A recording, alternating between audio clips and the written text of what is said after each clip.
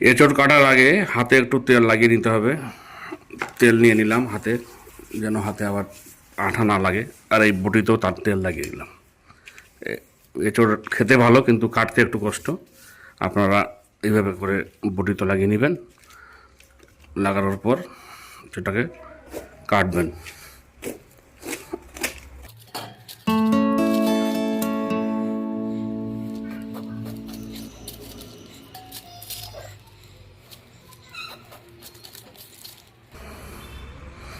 এই দিক থেকে কাটবেন,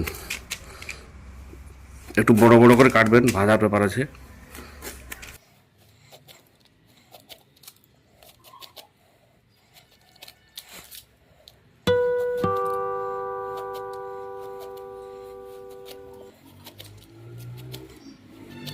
এইভাবে কাটার পর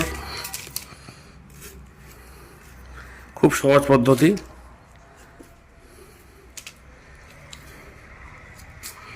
এবার এটাকে জলে ছেড়ে দেবেন।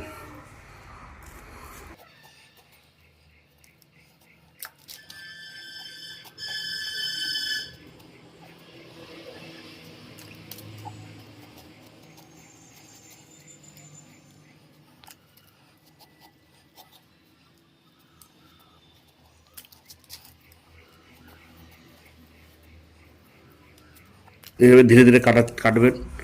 বটিতে অনেকটা আঠা লেগে গেছে, এটা হচ্ছে একটু গ্যাসে বটিটা পুড়িয়ে নিলে আঠাটা পুড়ে যাবে। ঘাবড়ে যাওয়ার কিছু নেই।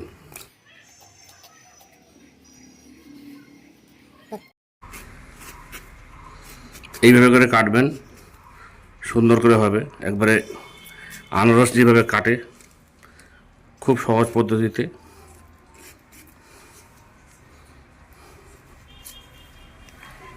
আর জলে ডুবিয়ে রাখবেন, আঠাটা ধীরে ধীরে নষ্ট হয়ে যাবে। শেষের দিকে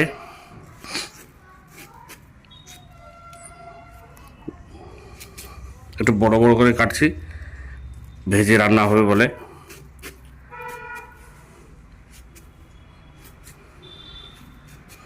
আর এই যে দেখতে পাচ্ছেন বটিতে আঠা লেগেছে, এটা ঘাবড়ে যাওয়ার কিছু নেই।